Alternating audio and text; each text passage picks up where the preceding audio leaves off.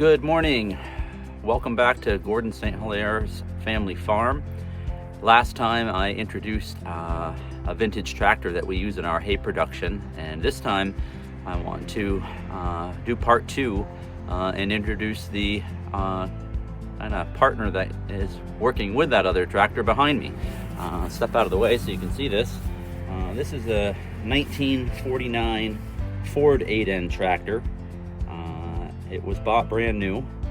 It has had many repairs over the years, including several engine rebuilds. Its primary role on the farm now is pretty much raking hay.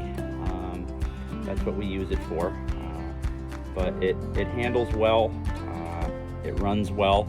It is not a restored vintage tractor. I would say it's an in-use and practical vintage tractor.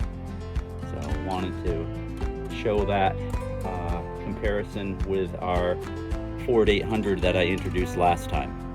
Stay tuned for more equipment that is used on our farm to be shared in future videos. Have a great day.